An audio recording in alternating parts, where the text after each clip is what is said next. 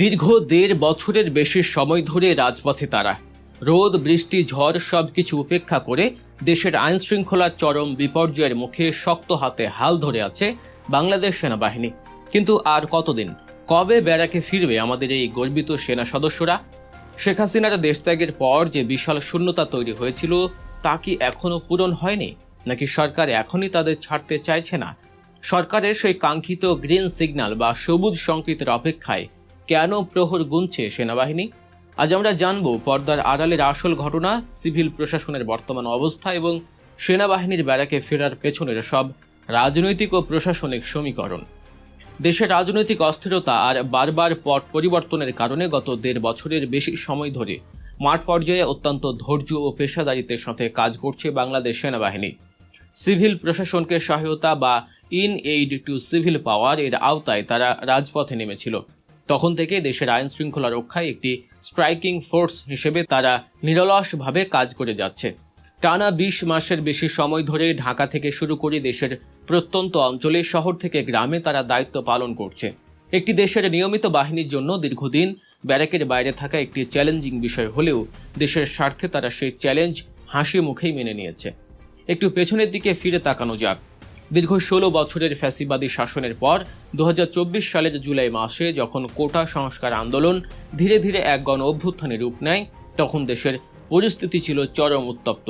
বিক্ষুব্ধ জনতার রোষানলে পড়ে ৫ আগস্ট দেশ ছেড়ে ভারতে পালাতে বাধ্য হন তৎকালীন প্রধানমন্ত্রী শেখ হাসিনা।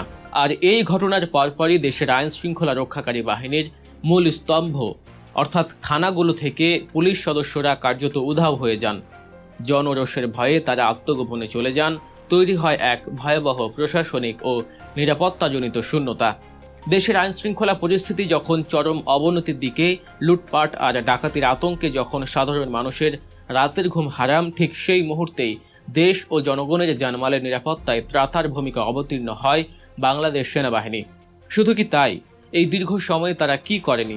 সন্ত্রাসী গ্রেফতার, কিশোর গ্যাং দমন, অবৈধ অস্ত্র উদ্ধার থেকে শুরু করে মহাসড়কে ট্রাফিক নিয়ন্ত্রণ, সবখানেই ছিল সেনাবাহিনীর সদর্প উপস্থিতি। স্পর্শকাতর স্থানে চেকপোস্ট বসানো, বাজারের চাঁদাবাজ সিন্ডিকেট ভাঙা, সাইবার অপপ্রচার রোধ করা, এমনকি বন্যা বা বিভিন্ন প্রাকৃতিক দুর্যোগে দুর্গত মানুষদের উদ্ধার ও চিকিৎসা সহায়তা প্রদানেও তারা ছিল অগ্রগামী। দেশের এমন কোনো সংকটময় মুহূর্ত ছিল না যেখানে সেনাবাহিনীর সদস্যরা ঝাঁপিয়ে পড়েননি। সাধারণ মানুষের মনে তারা এক অভূতপূর্ব আস্থার জায়গা তৈরি করতে সক্ষম হয়েছেন। সেনাবাহিনীর এই পেশাদারিত্বের আরেকটি বড় প্রমাণ আমরা দেখেছি জাতীয় সংসদ নির্বাচনে এবং দেশের একাধিক বিশ্ববিদ্যালয়ের ছাত্র সংসদ নির্বাচনে। অতীত অভিজ্ঞতায় ভোট নিয়ে দেশের মানুষের মনে যে ভয় বা অনাস্থা ছিল, সেনাবাহিনী তা অনেকাংশেই দূর করতে সক্ষম হয়। তারা ভোট কেন্দ্রের দখল ঠেকানো, ব্যালট পেপার ছিনতাই রোধ এবং ভোট গণনায় যে কোনো ধরনের বিশৃঙ্খলা রুখে দিয়ে সাধারণ মানুষের মনে ভরসা জুগিয়েছে। মানুষ নির্ভয়ে ভোট দিতে পেরেছে। পুলিশের সাথে সমন্বয় করে তারা মাঠে এমন এক নিরাপত্তার চাদর তৈরি করেছিল যা সত্যি প্রশংসনীয়। এমনকি কোটা আন্দোলনে চূড়ান্ত পর্যায়ে যখন পরিস্থিতি সম্পূর্ণভাবে সিভিল প্রশাসনের নিয়ন্ত্রণের বাইরে চলে যায়, তখন জারি করা কারফিউতেও জননিরাপত্তায় সেনাবাহিনী ছিল এদেশের মানুষের একমাত্র ভরসাস্থল। শেখ হাসিনা সরকারের পতনের পর যখন নোবেলজয়ী ডক্টর মোহাম্মদ ইউনূসের নেতৃত্বে অন্তর্বর্তীকালীন সরকার দায়িত্ব গ্রহণ করে, তখনও দেশের পরিস্থিতি পুরোপুরি স্বাভাবিক ছিল না।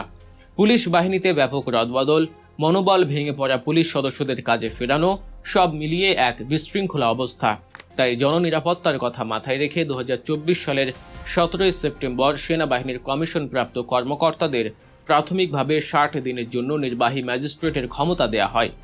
পরবর্তীতে দেশের বাস্তব পরিস্থিতি বিবেচনা করে এই ক্ষমতার মেয়াদ ধাপে ধাপে আরও বাড়ানো হয়েছে। ফৌজদারি কার্যবিধির ১৭টি ধারা প্রয়োগের ক্ষমতা পেয়ে সেনা কর্মকর্তারা আরও জোরালোভাবে অপরাধ দমনে কাজ করছেন। তারা শুধু টহলি দিচ্ছেন না, বিচারিক ক্ষমতা প্রয়োগ করে তাৎক্ষণিক শাস্তির ব্যবস্থাও করছেন। প্রশ্ন হচ্ছে, বর্তমানে মাঠে কতজন সেনা সদস্য কাজ করছেন? একটা সময় পরিস্থিতি নিয়ন্ত্রণে আনতে বা সারা দেশে ২০৬টির মতো অস্থায়ী সেনা ক্যাম্প স্থাপন করা হয়েছিল। তবে বর্তমানে পরিস্থিতি কিছুটা স্বাভাবিক হওয়ায় সেই সংখ্যা অনেকটাই কমিয়ে আনা হয়েছে। ঢাকা মহানগর সহ দেশের ৬৪টি জেলায় বর্তমানে সেনাবাহিনীর প্রায় ৫০টি ক্যাম্প কার্যকর রয়েছে। এর মধ্যে শুধু ঢাকা বিভাগেই রয়েছে ২৫টি ক্যাম্প। আর স্ট্রাইকিং ফোর্স হিসেবে বর্তমানে মাঠে কাজ করছেন প্রায় ১৫,০০০ সেনা সদস্য। যেখানে ত্রয়োদশ জাতীয় সংসদ নির্বাচনের সময় 1 লাখের বেশি সেনা সদস্য, নৌবাহিনীর 5,000 এবং বিমান বাহিনীর প্রায় 4,000 সদস্য মাঠে ছিলেন। অর্থাৎ বড় একটি অংশ ইতিমধ্যেই ব্যারাকে ফিরে গেছেন, কিন্তু এই যে 15,000 সদস্য এখনও মাঠে আছেন, তারা কবে ফিরবেন? উত্তর একটাই, সরকারের গ্রিন সিগন্যাল বা সবুজ সংকেত। সেনাবাহিনী সম্পূর্ণ প্রস্তুত, সরকার যেদিন নির্দেশ দেবে সেদিনই তারা ব্যারাকে ফিরে যাবেন। আইএসপিআর বা আন্তঃবাহিনী জনসংযোগ পরিদপ্তরের পরিচালক লেফটেন্যান্ট কর্নেল সামিউদ্দৌলা চৌধুরী অত্যন্ত স্পষ্টভাবে জানিয়েছে যে সরকারি নির্দেশনা পেলেই সেনাবাহিনী ব্যারাকে ফিরে যাবে, কিন্তু সরকার সেই সংকেত দিচ্ছে না কেন? বিশ্লেষকদের মতে সিভিল প্রশাসন বা বিশেষ করে পুলিশ বাহিনী এখনও পুরোপুরিভাবে নিজেদের পায়ে দাঁড়াতে পারেনি। পুলিশের chain of command, intelligence gathering এবং সাধারণ মানুষের সাথে আস্থার সম্পর্ক এখনও পুরোপুরি পুনরুদ্ধার হয়নি। এই অবস্থায় সেনাবাহিনী হঠাৎ করে ব্যারাকে ফিরে গেলে দেশে আবারও বড় ধরনের অরাজকতা তৈরি হতে পারে বলে সরকার আশঙ্কা করছে। সেনাবাহিনীর ব্যারাকে ফেরার এই তীব্র ইচ্ছার সবচেয়ে বড় প্রমাণ পাওয়া যায় স্বয়ং সেনাপ্রধান জেনারেল ওয়াকারুজ্জামানের কথায়। 2025 সালের 25শে ফেব্রুয়ারি রাজধানীর মহাখালীর রাওয়া ক্লাবে আয়োজিত জাতীয় শহীদ সেনা দিবসের এক অনুষ্ঠানে তিনি অত্যন্ত আবেগপূর্ণ স্পষ্ট ভাষায় বলেছেন, আমার অন্য কোনো আকাঙ্ক্ষা নেই, একটাই আকাঙ্ক্ষা, দেশ ও জাতিকে সুন্দর জায়গায় রেখে সেনানিবাসে ফেরত আসব।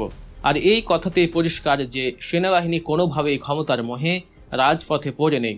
তারা শুধু দেশের চরম সংকটকালে নিজেদের সাংবিধানিক ও নৈতিক দায়িত্ব পালন করছে।